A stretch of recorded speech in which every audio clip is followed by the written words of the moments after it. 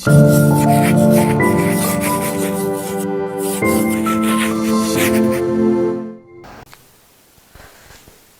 दोस्तों, राय पब्लिकेशन के YouTube channel में आप सभी का स्वागत है। हम सब मिलके राजस्थान की आर्थिक समीक्षा पढ़ रहे थे। चैप्टर 1 और 2 पढ़ने के बाद राजस्थान की आर्थिक समीक्षा के दोनों चैप्टरों के रिवीजन अपन ने किया था। उसी तरह चैप्टर 3 ग्रामीण विकास और चैप्टर 4 औद्योगिक विकास अपन ने पढ़ा। अब उसका रिवीजन वही प्रीवियस ईयर क्वेश्चन के बेसिस पे अब अपन करने जा रहे हैं। इस वीडियो में लगभग 20 क्वेश्चन प्रीवियस ईयर में एग्जामों में आए हुए, आरपीएससी और आरएमएसएस भी दोनों बोर्डों के क्वेश्चन इसमें डाले हुए हैं। इन्हीं दोनों चैप्टरों से आए हुए जो कुछ आंकड़ों का परिवर्तन है वो इस वाली आर्थिक समीक्षा के आधार पर कर दिया गया है। होपफुली आप जब ये क्वेश्चन सोल्व करोगे तो ये आपके एग्जामों में बहुत हेल्प करेंगे आपको। इसी सीरीज में आगे बढ़ते हुए अपन पहला क्वेश्चन देखते हैं। पहला क्वेश्चन है, मनरेगा की तर्ज पर राजस्थान के शहरी निकायों की सीमा में रहने वाले परिवारों को वित्तीय सहयोग के लिए कौन सी योजना लागू की गई है। जैसे मनरेगा योजना चल रही थी, मनरेगा योजना के बारे में अपन सबको पता है, 2005 में मनरेगा योजना चल रही थी। उसी तरीके से अभी राजस्थान में शहरों में मनरेगा ग्रामों में चल रही है, तो शहरों में कौन सी योजना चालू की गई है उससे रिलेटेड आपको क्वेश्चन पूछा है। और ये क्वेश्चन पूछा आपको फॉरेस्टर की एग्जाम में। फॉरेस्टर की अभी एग्जाम हुई थी बनपाल की, उसके अंदर आपको पूछा गया है। तो कौन सी योजना चल रही है अभी? ये इंदिरा गांधी शहरी रोजगार योजना। आप सभी को पता है इंदिरा गांधी शहरी रोजगार योजना के तहत आपको स्टार्टिंग में 100 दिन का रोजगार दिया गया था, परंतु अभी जो नई बजट घोषणा हुई है 2023-24 में, इसके अकॉर्डिंग अब आपको इसके थ्रू 125 दिन का रोजगार दे दिया गया है। क्यों? क्योंकि राजस्थान में मिनिमम गारंटी रोजगार योजना चालू हुई है, उसके थ्रू हर नागरिक को 125 दिन का रोजगार मिलेगा। तो इंदिरा गांधी शहरी रोजगार योजना के तहत राजस्थान में अब कितने दिन का रोजगार मिलेगा? 125 दिन का रोजगार मिलेगा। ठीक है, मनरेगा के तर्ज पे ये योजना चल रही है। इसी तरह जो नेक्स्ट क्वेश्चन वो आपके सीईटी में आया हुआ है। क्वेश्चन है, किस वर्ष राजस्थान में पहली हस्तशिल्प नीति जो हैंडीक्राफ्ट पॉलिसी है वो लागू की गई थी? फर्स्ट हैंडीक्राफ्ट पॉलिसी राजस्थान की कब लागू की गई है? अभी लेटेस्ट की गई है। कब की गई है? 2022 में की गई है। देखो 2022 में ये जो नीति है लागू की गई थी दिसंबर 2022 में, 17 दिसंबर 2022 को ये नीति जारी की गई थी। और लगभग आपके कुछ ही दिनों बाद ये जो एग्जाम हुआ था सीईटी, उसमें ये क्वेश्चन आ गया था। फिर नेक्स्ट क्वेश्चन है, रिको द्वारा 4 एग्रो फूड पार्क विकसित किए गए हैं। तो वो 4 एग्रो फूड पार्क कौन कौन से हैं? हम सब ने जब राजस्थान का औद्योगिक विकास का वीडियो पढ़ा था तो मैंने आपको बताया था, रिको पढ़ा था अपने। रिको की स्थापना कब हुई थी? 1980 में हुई थी। इसके द्वारा 4 एग्रो फूड पार्क चलाए जा रहे हैं, जिनकी अपन ने शॉर्ट ट्रिक याद की थी। क्या थी? जाकेजी। जाकेजी से मतलब क्या था? जाफोर, जोधपुर के बोरवाड़ा में पहला राजस्थान का फर्स्ट एग्रो फूड पार्क खुला था। उसके बाद A4 अलवर, K4 कोटा और G4 गंगानगर। तो देखो कौन से ऑप्शन में मिल रहा है? जोधपुर, कोटा, अलवर और श्री गंगानगर। ऑप्शन नंबर 3 अपना सही हो जाएगा। नेक्स्ट क्वेश्चन इसी सीरीज में आपके है। देखो सारे क्वेश्चन प्रीवियस अभी लेटेस्ट 2022-23 में आए हुए एग्जामों में, आरपीएससी के भी, आरएमएसएसबी के भी। तो लगभग ये सारे के सारे क्वेश्चन आपको आने वाले जो भी एग्जाम है उन सब में बहुत हेल्प करेंगे। खासकर ईओआरओ के एग्जाम, एलडीसी के एग्जाम, राजस्थान पुलिस के जो एग्जाम होने वाले हैं, हाईकोर्ट एलडीसी का एग्जाम है, उनमें बहुत हेल्प करेंगे।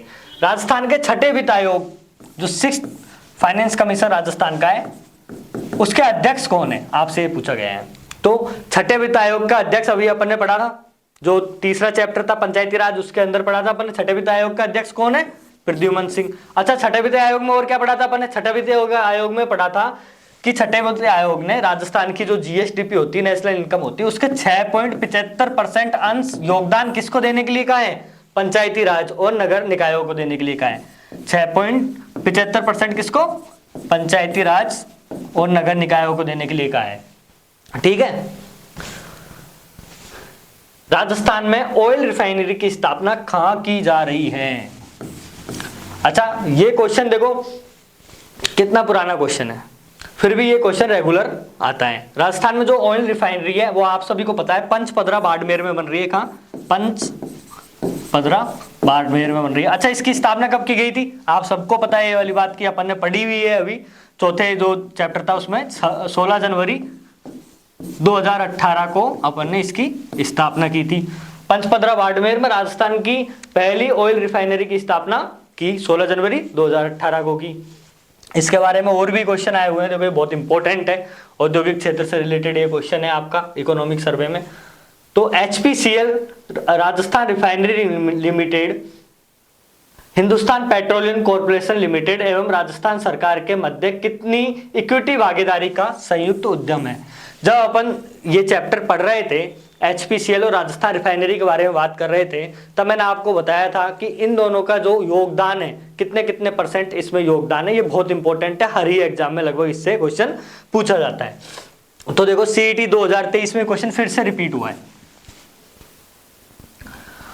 तो अपन ने जब पढ़ा था तो पढ़ा था एचपीसीएल और राजस्थान गवर्नमेंट है, राजस्थान सरकार है, इनका योगदान, एचपीसीएल का इसमें 74% का योगदान था और राजस्थान सरकार का 26% का योगदान था।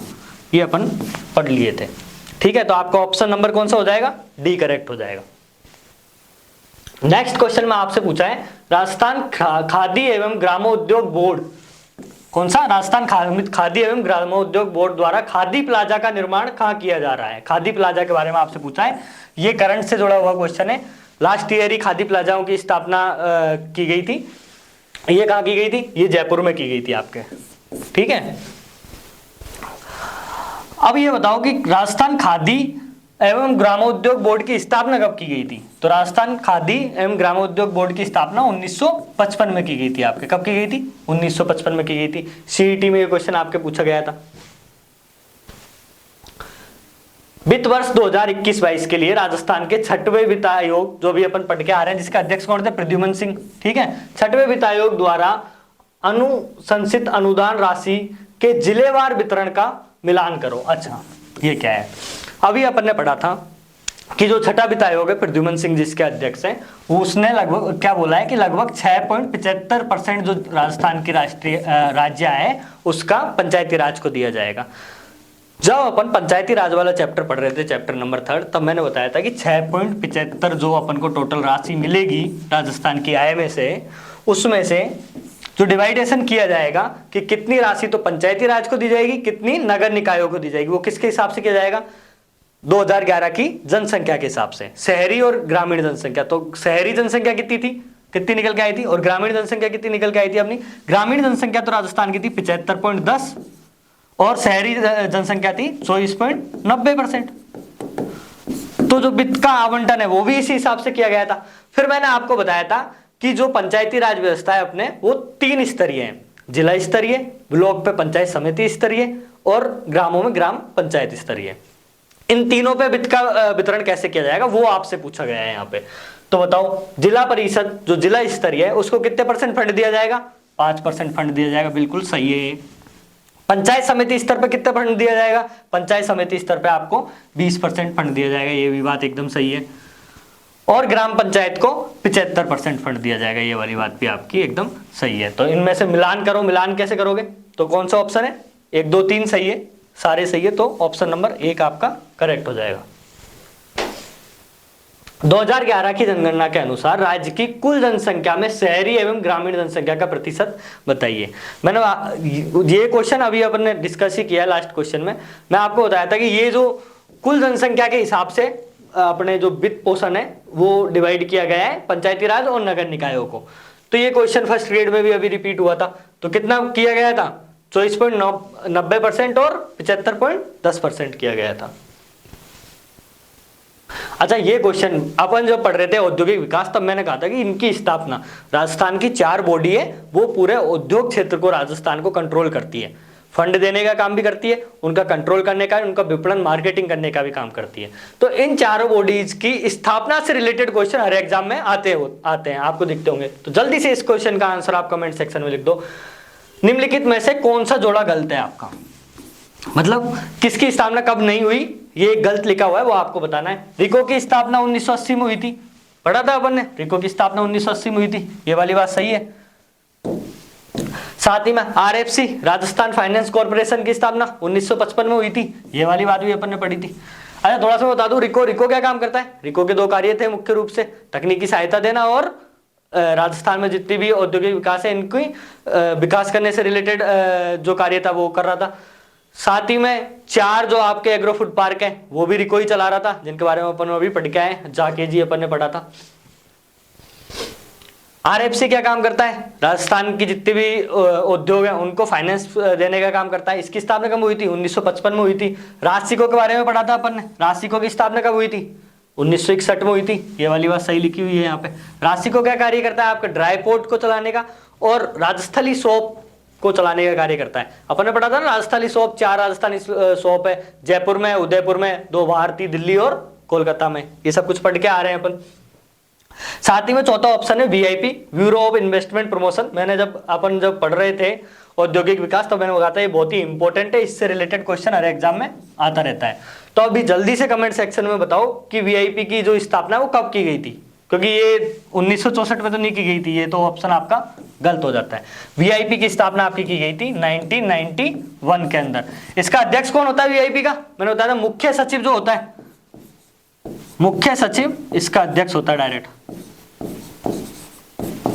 मुख्य सचिव आपका इसका अध्यक्ष होता है। नेक्स्ट क्वेश्चन है आपका, निम्नलिखित में से कौन से राजस्थान में पेट्रोल फेरस बेसिन नहीं है। जब अपन पेट्रोल बेसिन पढ़ रहे थे, तो पढ़ा था अपन राजस्थान में कितने बेसिन पाए जाते हैं पेट्रोलियम के, 4 बेसिन पाए जाते हैं। कितने, 4 बेसिन पाए जाते हैं। अच्छा, क्या ये चारों बेसिन वही है जो बता रखे हैं, बाड़मेर सातसौर बेसिन पढ़ा था, बिल्कुल हाँ, बाड़मेर सातसौर बेसिन था। बाड़मेर सातसौर बेसिन में पढ़ा था, देखा था मैंने, सर्वाधिक बाड़मेर सातसौर बेसिन में किसका उत्पादन होता है, किसका उत्पादन होता है, सबसे ज्यादा तेल का उत्पादन होता है। और राजस्थान का जो पहला तेल का कुआं है मंगला, 2019 में यही मिला था, 2009 में, सॉरी 2009 में अपने यहीं पे मिला था। जैसलमेर बेसिन, जैसलमेर बेसिन में अपन पढ़ के आए थे, बिल्कुल जैसलमेर बेसिन है। और गैस का सर्वाधिक उत्पादन करता है, किसका करता है, गैस का सबसे ज्यादा उत्पादन यहाँ पे होता है अपने, गैस सबसे ज्यादा निकलती है मतलब। बीकानेर नागौर बेसिन पढ़ा था अपन ने, बीकानेर नागौर बेसिन के बारे में भी, ये भी है अपने राजस्थान के 4 बेसिन में। पूनम, जिसमें अभी सबसे नया तेल का कुआं जो पूनम है वो यहाँ पे आपको मिला है। और विंध्यन बेसिन जो देखा था अपन ने, 6 जिलों में चल रहा है, कितनों में, 6 जिलों में ये आता है। तो ये चारों के चारों ही बेसिन राजस्थान में उपलब्ध है और राजस्थान को लगभग 6 मिलियन मैट्रिक टन आपको पेट्रोल उत्पादन देता है। तो ऑप्शन नंबर 4 आपके सही हो जाएगा। अच्छा, ये क्वेश्चन फैक्ट वैसे आरएस 2021 में ये क्वेश्चन आया है आपके, आपसे पूछा गया है। इसके बारे में अपन ने बहुत बार डिस्कस किया है, पहले वीडियो में भी डिस्कस किया था, दूसरे में भी किया था, तीसरे में भी किया था, चौथे में भी किया था। मैंने आपको बताया था कि ये ऐसे क्वेश्चन बहुत इंपॉर्टेंट है, एग्जाम में आ जाते हैं। डायरेक्ट डाटाबेस तो है नहीं, स्टूडेंट इनसे कंफ्यूज हो जाता है क्योंकि कहीं देखा हुआ नहीं रहता। आपसे पूछा गया है राष्ट्रीय आय लेखांकन में आधार वर्ष जो बेस ईयर होता है, बेस ईयर होता है वो क्या होता है। मैंने बताया था आधार वर्ष क्या होता है, जहां पे ब्रैकेट में ऐसा आपको दिख जाए 2011 12, 11 12 जरूरी नहीं है कि 11 12 ही लिखा हुआ है। ये मतलब मैं आपको एक एग्जांपल के रूप में बता रहा हूं, जब भी पिछले साल के अलावा कोई भी पुराना ईयर दिखने को मिल जाए तो ये क्या होता है, आपका एक बेस ईयर होता है ना, आधार वर्ष होता है। उसकी आकलन में आप जो दूसरी डाटा है उसकी जांच करते हो। तो वो पूछा है आपको कि आधार वर्ष क्या होता है, जिस वर्ष में आय का उपयोग मौद्रिक जीडीपी की गणना के लिए किया जाता है। आय का उपयोग किया जाता है बेस ईयर में, मैंने आपको बिल्कुल बताया था कि आय का उपयोग नहीं किया जाता। बेस ईयर में क्या किया जाता है, अपन पहले देख लेते हैं। बेस ईयर में क्या किया जाता है, जिस बेस ईयर को, जिस वर्ष का बेस ईयर रखा जाता है, जैसे 2011-12 का बेस ईयर रख रहे हैं, उस साल की प्राइस लेते हैं अपन, ठीक है। कीमतें जो होती है किसी भी प्रोडक्ट की कीमत जो होती है, जैसे पानी की बोतल का अपन ने एग्जाम्पल लिया था, कोल्ड ड्रिंक की बोतल का एग्जाम्पल लिया था। कोल्ड ड्रिंक की बोतल 2011-12 में किस कीमत पे थी, वो बेस ईयर कहलाए, वो उसके आकलन जब करेंगे तब बेस ईयर कहलाएगा अपना। तो प्राइस जो कीमत लेते हैं वो बेस ईयर की लेते हैं, 2011-12 की लेते हैं, ठीक है। तो देखो आपका कौन सा ऑप्शन सही हो जाएगा, ऑप्शन नंबर 3 पढ़ो, जिस वर्ष की कीमतों का उपयोग वास्तविक जीडीपी की गणना के लिए किया जाता है, ठीक है। एक तो ऑप्शन आपकी है, ऑप्शन नंबर 2 में भी ये लिख रखा है कि जिस वर्ष की कीमतों का उपयोग मौद्रिक जीडीपी की गणना के लिए किया जाता है। अब मौद्रिक जीडीपी वास्तविक जीडीपी क्या हो गया अंत, मैंने आपको बताया था कि जो स्थिर कीमत होती है, जिसमें बेस ईयर के आधार पे, बेस ईयर की प्राइस के आधार पे, कीमत के आधार पे अपन आकलन करते हैं, तो वो आपको रियल जीडीपी, वास्तविक जीडीपी देता है, ठीक है। कि वास्तविक ग्रोथ कितनी हुई है। जब कोई बेस ईयर के कंपैरिजन में अपन देखते हैं तो वो वास्तविक ग्रोथ वो बताता है, पिछले ईयर के कंपैरिजन में देखते हैं वो नॉमिनल बताता है, प्रचलित कीमतों की दर पे जो देखते हैं अब। तो आपका ऑप्शन कौन सा सही हो जाएगा, ऑप्शन नंबर 3 सही हो जाएगा। ये क्वेश्चन आपसे आरएस में पूछा गया था। राजस्थान में राष्ट्रीय ग्राम स्वरोजगार अभियान के संदर्भ में निम्नलिखित में से कौन सा कथन सत्य है। और ये क्वेश्चन भी आपके आरएस 2021 में ही आया था। ग्राम स्वराज अभियान, राष्ट्रीय ग्राम स्वराज अभियान से रिलेटेड क्वेश्चन है। अच्छा, राष्ट्रीय ग्राम स्वराज अभियान चालू कब हुआ था, 2018 में चालू हुआ था। अच्छा, इसमें से कौन सा कथन गलत है आपको ये बताना है, ठीक है। तो इस योजना का नारा है आपनी योजना आपना विकास। दूसरा कथन है आपका, इस योजना में वित्त पोषण के लिए केंद्र और राज्य सरकार का 60% और 40% का, मतलब 60% तो आपका केंद्र का और 40% राज्य का हिस्सेदारी है। इस योजना के विशेष ध्यान जनप्रतिनिधियों एवं कार्मिकों को क्षमता संवर्धन से, क्षमता का विकास करने से। बिल्कुल सही बात है। पंचायत सशक्तिकरण अभियान का ही नाम बदलकर राष्ट्रीय ग्राम स्वराज अभियान किया गया था।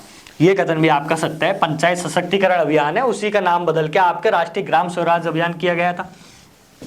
परंतु जो आपका ऑप्शन नंबर 1 है, इसमें लिख रखा है आपनी योजना आपड़ा विकास, ये इस योजना का कथन नहीं है, ठीक है। राष्ट्रीय ग्राम स्वराज योजना 2018 में जो चालू हुई थी, उसका कथन आपनो योजना आपड़ी विकास नहीं है, ये अलग से एक योजना है राजस्थान सरकार की, ठीक है। तो ऑप्शन नंबर 1 आपका सही हो जाएगा। नेक्स्ट क्वेश्चन है औद्योगिक उत्पादन निर्देशांक IIP, index of industrial production. मैंने कहा था किसी किसी को शॉर्ट में इंग्लिश में याद कर लिया करो, वो ज्यादा इजी रहता है। तो IIP के बारे में आपसे पूछा गया है। IIP जो कि भारतीय अर्थव्यवस्था में औद्योगिक क्रियाओं का मापक है, मतलब जितनी भी इंडस्ट्रियल एक्टिविटीज होती है उनका मापक IIP, अपन डिस्कस कर चुके इस बारे में। इसमें क्या सम्मिलित नहीं किया जाता, मैंने आपको बताया था अभी जो पिछला वीडियो आया औद्योगिक विकास का, उसी में बताया था कि औद्योगिक क्षेत्र है, उसके 4 क्षेत्र होते हैं कृषि क्षेत्र की तरह ही। उन चारों क्षेत्रों में से IIP के अंदर 3 क्षेत्र को शामिल किया जाता है, एक को नहीं किया जाता। एक कौन से क्षेत्र को नहीं शामिल कर रहे थे, पहली बात तो 4 क्षेत्र कौन कौन से होते हैं। पहला क्षेत्र होता है आपका खनन, दूसरा होता है आपका निर्माण, तीसरा क्षेत्र होता है आपका विनिर्माण, और चौथा क्षेत्र होता है आपका विद्युत और इलेक्ट्रिसिटी, को आप बोल दो विद्युत। तो आपके कौन से क्षेत्र को IIP में इंडेक्स ऑफ इंडस्ट्रियल प्रोडक्शन में शामिल नहीं किया जाता, निर्माण क्षेत्र को आपके इसमें शामिल नहीं किया जाता, ठीक है। तो आपके निर्माण क्षेत्र है, इसको कंस्ट्रक्शन को शामिल नहीं किया जाता IIP में। अपन ने ये वाली बात की थी, मैंने आपको अलग से भी लिखाया था कि निर्माण को नहीं शामिल किया जाता, बचे कुछ 3 क्षेत्र खनन, विनिर्माण और विद्युत को शामिल किया जाता है। तो गैस एवं जलापूर्ति, विद्युत और विनिर्माण तो किया जाता है, बिल्कुल इन तीनों को किया जाता है। इनमें से कोई भी ऑप्शन सही नहीं होगा। अच्छा, ये इसमें से इनमें से कोई नहीं होगा, इसमें से गैस एवं जलापूर्ति को नहीं शामिल किया जाता, विद्युत को शामिल किया जाता है अपने, ठीक है। रिको को अलवर जिले के किन औद्योगिक क्षेत्र में जापानी जोन स्थापित नहीं किए गए हैं। रिको ने अलवर जिले के, मैं अपन जब रिको पढ़ रहे थे तो मैंने बताया था कि अलवर के 2 जगह रिको ने जापानी जोन स्थापित किए हैं, ठीक है। सेज को पढ़ा था तो सेज स्पेशल इकोनॉमिक जोन कहाँ पे, जयपुर में थे 2 जगह। सेज कहाँ थे, जयपुर में थे 2 जगह। ऐसे ही अपन ने अलवर में 2 जापानी जोनों की बात की थी। वो दोनों जापानी जोन कौन से थे, पहला तो आपका निमराना औद्योगिक क्षेत्र था, बिल्कुल सही है, और ये फर्स्ट जापानी जोन है इंडिया का, राजस्थान का।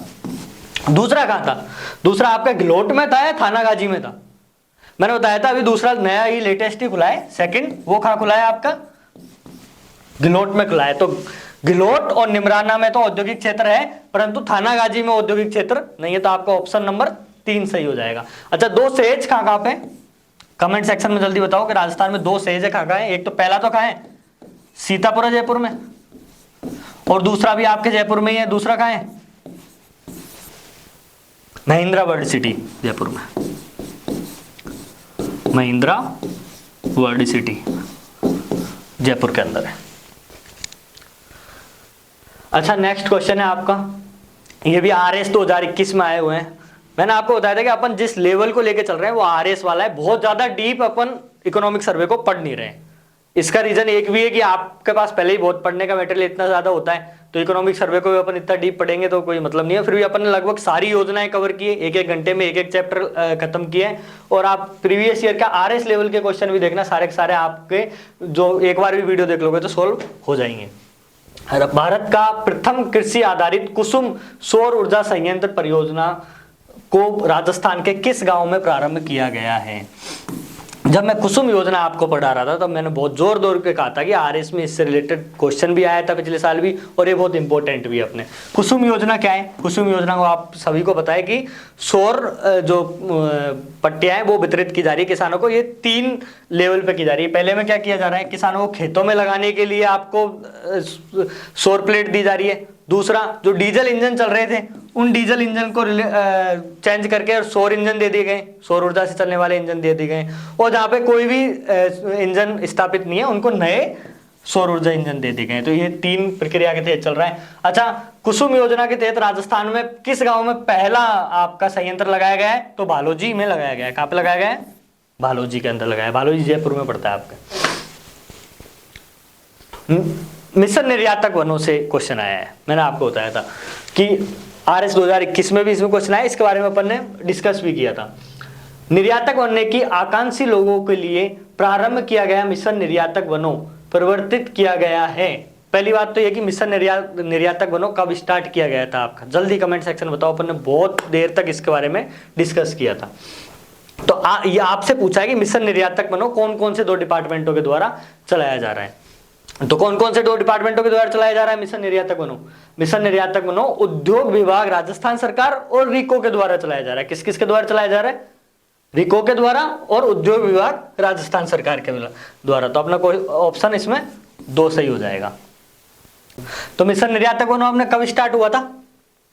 पहले तो उद्योग विभाग और राजस्थान सरकार द्वारा, उद्योग विभाग राजस्थान सरकार और रिको द्वारा चलाया जा रहा है। और ये स्टार्ट कब हुआ था आपके? स्टार्ट ये हुआ था आपके मिशन निर्यातक वनों, मिशन निर्यातक वनों स्टार्ट हुआ है आपके 28 जुलाई 2021 से। ठीक है, 28 जुलाई 2021 से स्टार्ट हुआ है आपके मिशन निर्यातक वनों। इसमें क्या टारगेट रखा गया आपने देखा ही था, राजस्थान में निर्यातकों की, एक्सपोर्टरों की संख्या बढ़ाना गवर्नमेंट का टारगेट है इसके अंदर। ठीक है, 23,000 के करीब निर्यातकों की संख्या बढ़ानी है। राजस्थान देश में कच्चे तेल का दूसरा सबसे बड़ा उत्पादक है। जब अपन रिफाइनरीज के बारे में पढ़ रहे थे तब मैंने आपको बताया था कि भारत जो है तीसरा सबसे बड़ा उपभोक्ता है किसका? कच्चे तेल का। पूरे विश्व में तीसरे नंबर पे भारत सबसे ज्यादा कच्चे तेल का उपभोग करता है।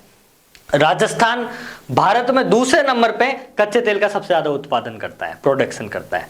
पहले नंबर पे अपन ने पढ़ा था, फर्स्ट नंबर पे बताओ आपको कहां पे फर्स्ट नंबर पे इंडिया में सबसे ज्यादा उत्पादन क्या करता है, कौन सी जगह से किया जाता है? तो फर्स्ट नंबर पे सबसे ज्यादा उत्पादन किया जाता है वो आपके किया जाता है बॉम्बे हाई का नाम लिया था मैंने, बॉम्बे हाई का नाम लिया था, बॉम्बे हाई से किया जाता है। दूसरे नंबर पे आपने राजस्थान से किया जाता है, आप लो राजस्थान से किया जाता है। तो राजस्थान से कितना किया जाता है आपसे ये पूछा गया है आरएस 2021 में कि राजस्थान से कच्चे तेल का उत्पादन कितना किया जाता है।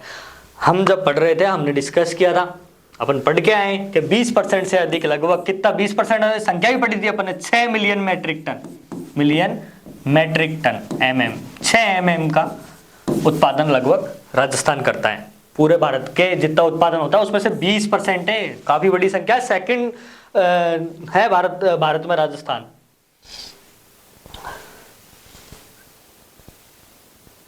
नेक्स्ट क्वेश्चन है आपके लिए, राजस्थान राज्य का वित्त वर्ष 2018-19 में किस कुल निर्यात कितना रहा था? अच्छा, ये कॉलेज लेक्चरर 2018 में पूछा गया, 18-19 का डाटा इसमें पूछ लिया गया था, अपने लिए वो इंपॉर्टेंट नहीं है।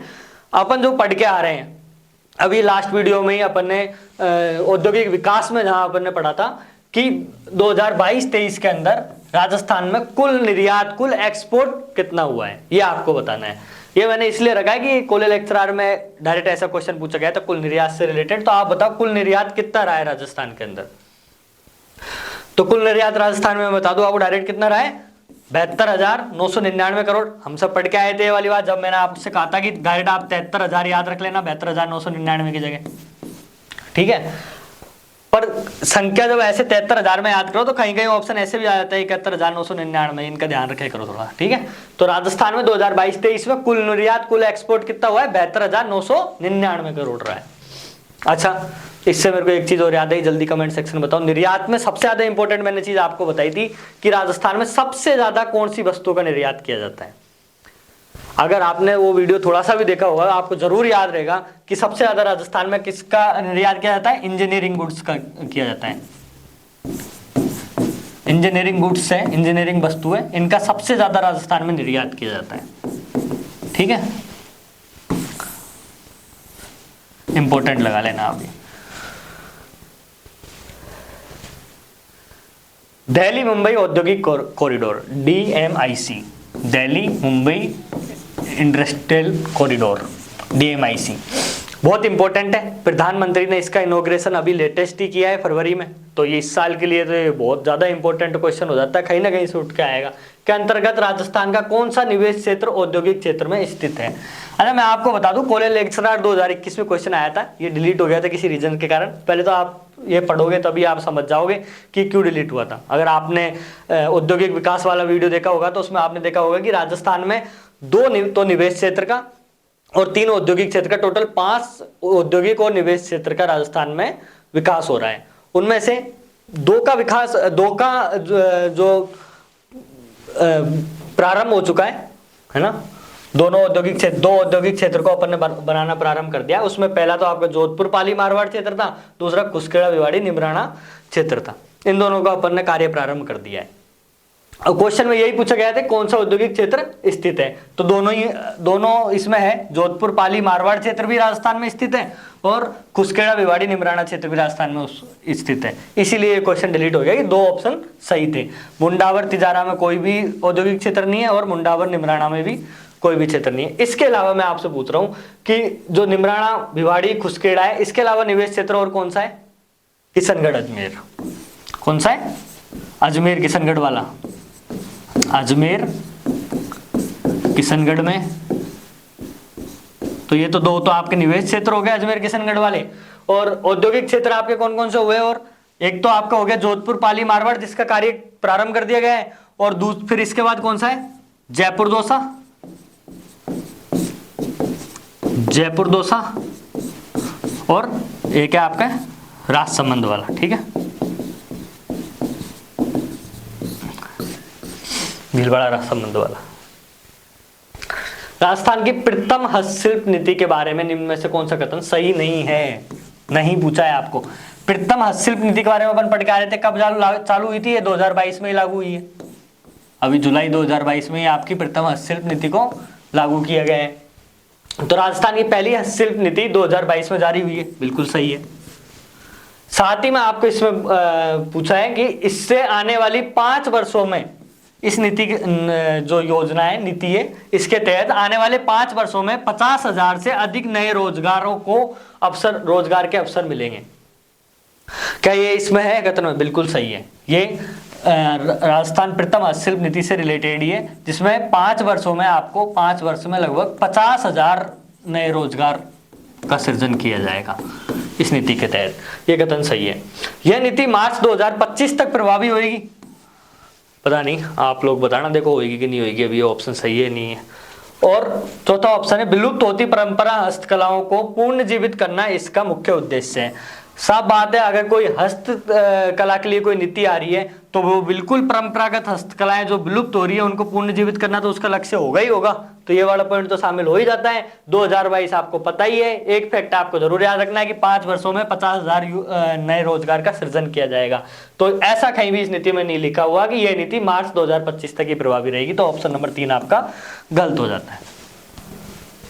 अच्छा, नेक्स्ट क्वेश्चन है, ये जो 4 क्षेत्रीय विकास कार्यक्रम है, मैंने बताया था आपको, बहुत इंपॉर्टेंट है। चैप्टर नंबर 3 में पढ़ा था, पंचायती राज एवं ग्रामीण विकास में अपन ने, उससे रिलेटेड है कि निम्न में से कौन सा युग्म गलत है। इनकी स्थापना के बारे में बताना है कि क्षेत्रीय विकास कार्यक्रम कब प्रारंभ किए गए थे।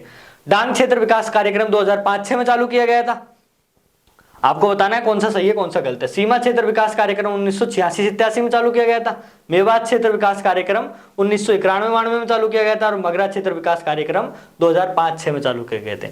मैंने अपन जब पढ़ रहे थे क्षेत्रीय विकास कार्यक्रम तब मैंने आपको बताया था कि दो टाइम पे, एक तो 86-87 में दो चालू किए गए थे और 2005-06 में दो क्षेत्रीय विकास कार्यक्रम चालू किए गए थे। तो साफ बात है ये जो 91-92 वाला है ये तो इसमें नहीं होगा, ये तो गलत होगा, क्योंकि 91-92 में कोई भी आपके क्षेत्रीय विकास कार्यक्रम चालू किया ही नहीं गया था। तो ये इसकी डेट क्या हो जाएगी, कब चालू किया गया था ये, तो 1986-87 में चालू किया गया था। 86-87 में। एक बार अपन इनको देख लेते हैं।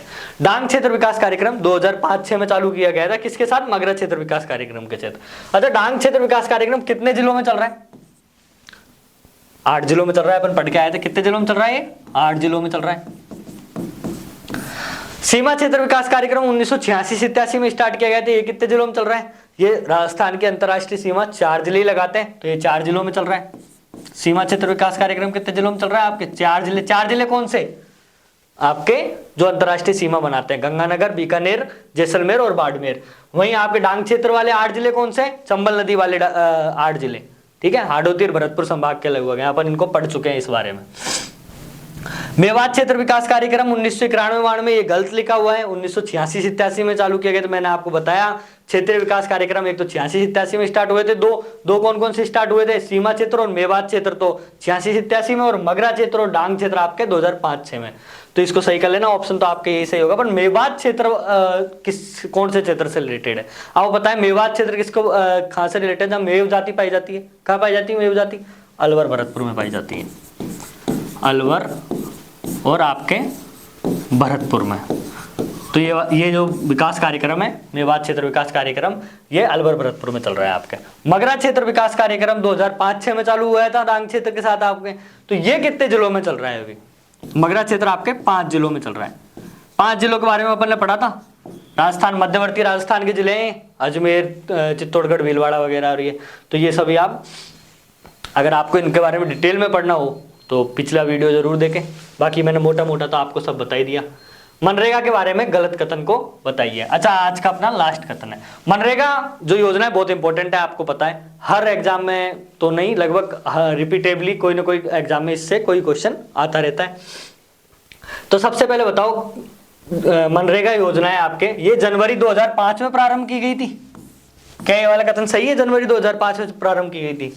देखेंगे इसका MG नरेगा मतलब नाम चेंज करके महात्मा गांधी नरेगा इस योजना का नाम 2009 में रखा गया था। देखते हैं अभी, यह योजना 15 दिन में रोजगार की गारंटी देती है, बिल्कुल देती है। महात्मा गांधी नरेगा योजना जो है वो आपको 15 दिन में कब देगी रोजगार की गारंटी, आपको जॉब कार्ड बनने के 15 दिन के बाद आपको रोजगार की गारंटी देती है। अच्छा, साथ ही में ये ऐसे बोलते हैं गांव से लगभग 5 किलोमीटर की जो परिधि है आपके गांव के 5 किलोमीटर की परिधि में आपको रोजगार कार्य मिलेगा, बिल्कुल बोलती है। तो इनमें से गलत कौन सा है मैं आपको बता दूं, इसमें गलत है, जनवरी 2005 में प्रारंभ की गई थी, नहीं। मनरेगा का जो एक्ट है, MG नरेगा का जो एक्ट है आपका, ये 2005 में आया था, ठीक है। मनरेगा योजना प्रारंभ कब की गई थी, तो मनरेगा योजना प्रारंभ आपके की गई थी फरवरी 2006 में प्रारंभ की गई थी, ठीक है। पहला पॉइंट तो क्या है, मनरेगा का एक्ट 2005 है और मनरेगा योजना प्रारंभ फरवरी 2006 में की गई थी। इसका नाम MG नरेगा, महात्मा गांधी नरेगा 2009 में कर दिया गया था, 2 अक्टूबर 2009 को कर दिया गया था इसका नाम, ये बिल्कुल सही बात है। 15 दिन के अंदर आपको रोजगार की गारंटी देती है जॉब कार्ड के बाद, और 5 किलोमीटर की गांव की परिधि में आपको रोजगार मिल जाएगा, इस बात की भी गारंटी ये देती है। अच्छा, 5 किलोमीटर के बाहर की भी बात पड़ी थी अपन ने कि अगर 5 किलोमीटर के दायरे में अगर आपको रोजगार उपलब्ध नहीं है तो 5 किलोमीटर के बाहर भी आपको कार्य मतलब कार्य पे ले जाया जा सकता है, परंतु जब 5 किलोमीटर से बाहर लेके जाएंगे तो आपको 10% अत्यधिक पैसा दिया जाएगा, ठीक है, 10% आपको अतिरिक्त पैसा दिया जाएगा। तो ये सभी अपन ने पंचायती राज चैप्टर, ग्रामीण विकास और औद्योगिक विकास के जो चैप्टर थे उससे रिलेटेड प्रीवियस ईयर में आए हुए क्वेश्चनों को डिस्कस किया। इनमें लगभग अपन ने मोटा मोटा सभी योजनाओं के बारे में देख लिया। आपने डिटेल में दोनों वीडियोज में जो आपकी तीसरी और चौथे चैप्टर की वीडियोज है उनमें पढ़ा होगा। आगे इसी सीरीज में अपन लगभग सभी 11 चैप्टर को कंप्लीट करेंगे और ऐसे ही क्वेश्चन सॉल्व करते हुए आगे बढ़ते हुए चलेंगे। अगर आपको ये वीडियो और ये सीरीज पसंद आ रही हो तो राय पब्लिकेशन के यूट्यूब चैनल को प्लीज़ लाइक, शेयर और सब्सक्राइब करें और वीडियो को लाइक करके जरूर जाए। धन्यवाद।